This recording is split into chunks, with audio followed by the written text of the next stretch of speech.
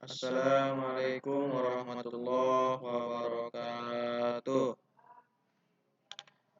Bismillahirrahmanirrahim. Anak bapak semuanya yang kelas 2. Untuk pembelajaran PAI hari ini kita laksanakan dengan video pembelajarannya ya. Nah, sekarang kita masuk di bab yang ke-7, yaitu tentang berwudu. Sebelum kita memulai pembelajaran di bab yang ke-7 tentang wudu, mari sama-sama kita mengangkat tangan, berdoa sebelum belajar. Ya, doa dimulai. A'udzubillahi minasyaitonirrajim. Bismillahirrahmanirrahim. Raditu billahi rabba wa bil islami dina wa bi Muhammadin nabiyya wa rasula. Rabbi zidni ilman warzuqni fahman birahmatika ya arhamar rahimin. Amin ya rabbal alamin. Oke, sekarang buka bukunya di bab yang ke-7, yaitu tentang berwudu. Oke, Bapak semuanya, Bapak yakin semuanya pasti sudah tahu wudu, sudah pernah melaksanakan berwudu ya, karena sebelum kita melaksanakan sholat kita harus berwudu terlebih dahulu. Apa itu berwudu? Berwudu itu adalah membasuh anggota badan tertentu dengan menggunakan air ya. Jadi berwudu itu bagian dari bersuci atau toharo yang sangat penting dalam Islam. Jadi orang Islam itu terkenal dengan kesuciannya ya. Jadi wudu itu membuat kita menjadi suci.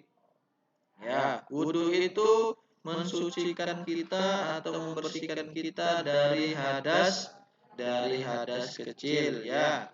Sekali lagi Bapak sampaikan, berwudu itu menggunakan air ya. Wudu adalah syarat sahnya sholat.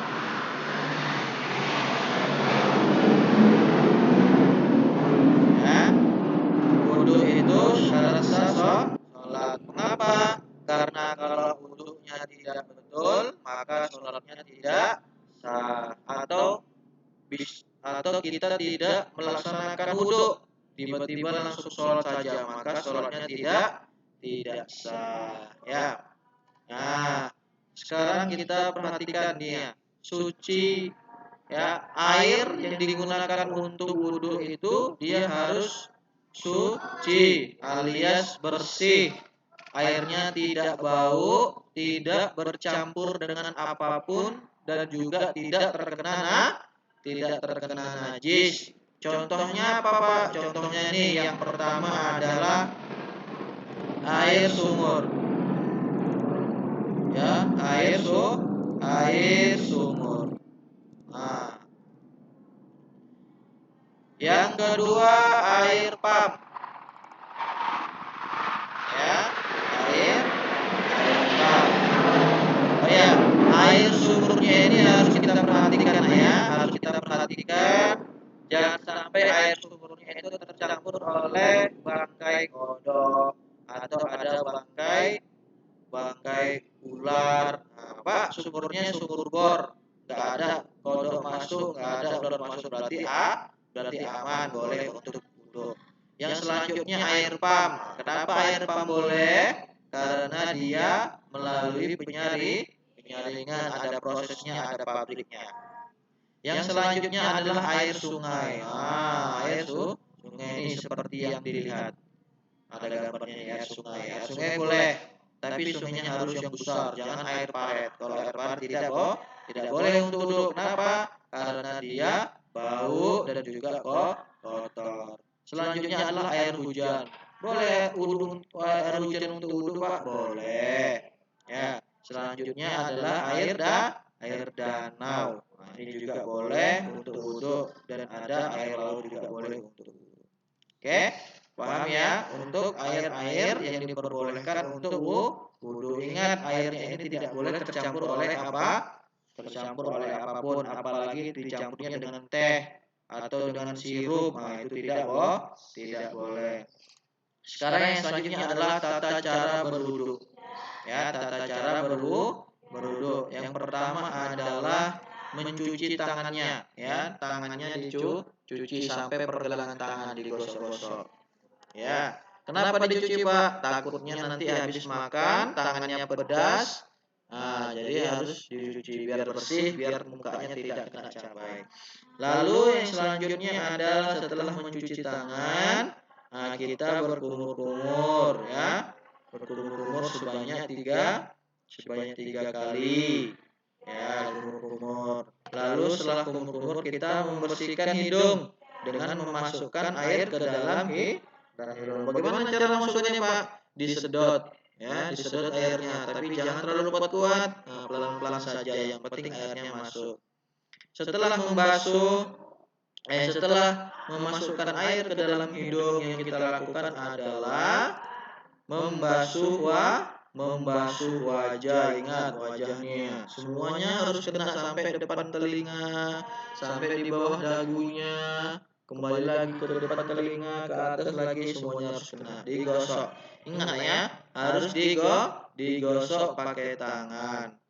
Sebanyak berapa kali? Sebanyak tiga kali. Setelah membasuh wajah, kita membasuh tangan dari ujung jari sampai siku-siku.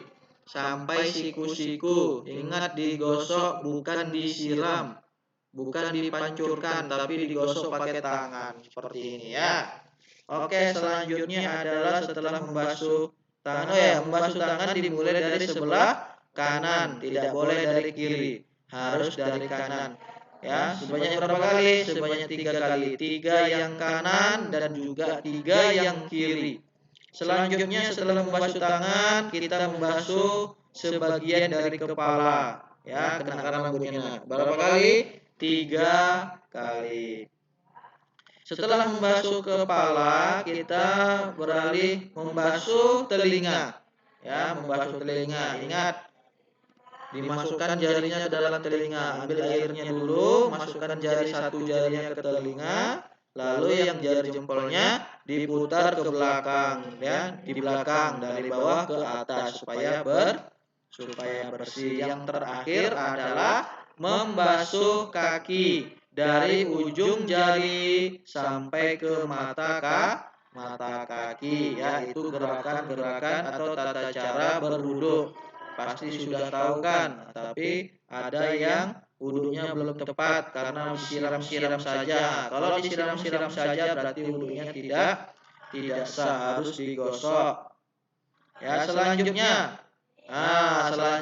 adalah kita membaca niat wudu. Nah, tadi sebelum kita melaksanakan wudu, kita membaca niat dulu. Apa niatnya, Pak? Nawaitul wudu'a li raf'il hadasil asghari fardhan lillahi ta'ala. Ya, itu niat wudu. Setelah membaca ini baru kita melakukan tata cara wudu. Setelah membasuh kaki dari ujung jari sampai mata kaki, lalu kita mengangkat tangan membaca doa setelah wudu. Oh, gimana doa setelah wudu?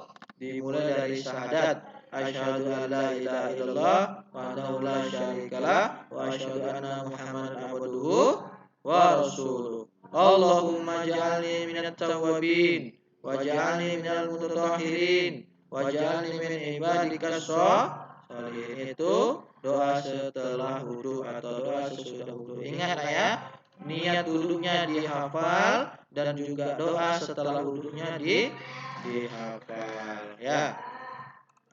Oke, setelah kita belajar tentang tata cara berwudu dan juga niat dan doa setelah wudu, selanjutnya adalah hal-hal yang membatalkan wudu. Jadi ada hal-hal yang membatalkan wudu.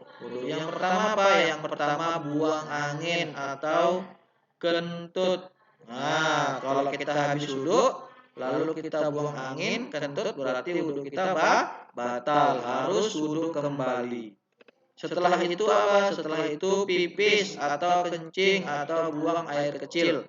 Nah, harus wudhu kembali. Setelah itu adalah BAB atau atau berak. Ya. Nah, setelah kita berak atau atau BAB, kita melaksanakan wudhu kembali. Lalu hal yang membatalkan wudhu berikutnya adalah pingsan atau tidur. Nah, contohnya kita habis wudhu, lalu kita pingsan, maka wudhu kita batal. Atau kita habis wudhu, lalu kita tertidur, sampai ngorok tidurnya, berarti wudhunya batal, harus wudhu kembali. Nah, setelah itu hal yang membatalkan wudhu adalah bersentuhan kulit antara perempuan dan juga laki-laki yang bukan mahramnya. Apa itu mahram, Pak? Mahram itu adalah orang yang bukan keluarga kita. Ya, contohnya kita lagi di sekolah mau sholat duha. Nah, kita habis wudhu bersentuhan dengan teman kita yang laki-laki atau yang perempuan, maka wudhu kita batal, harus wudhu kembali. Pak, kalau bersentuhan antara laki-laki sama laki-laki boleh, Pak? Boleh, nggak batal. Kalau perempuan sama perempuan, boleh. Yang batal itu dengan teman yang lain jenisnya laki-laki dan perempuan.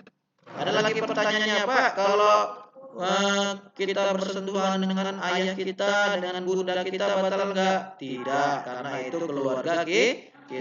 Termasuk kita bersentuhan dengan kakak atau abang kita tidak batal. Hal yang membatalkan selanjutnya adalah menyentuh kemaluan.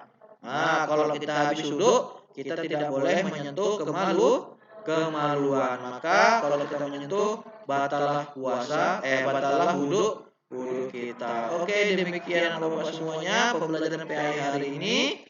Mari sama-sama kita tutup dengan membaca hamdalah alhamdulillahirabbil alamin. Bapak tutup. Wassalamualaikum warahmatullahi wabarakatuh.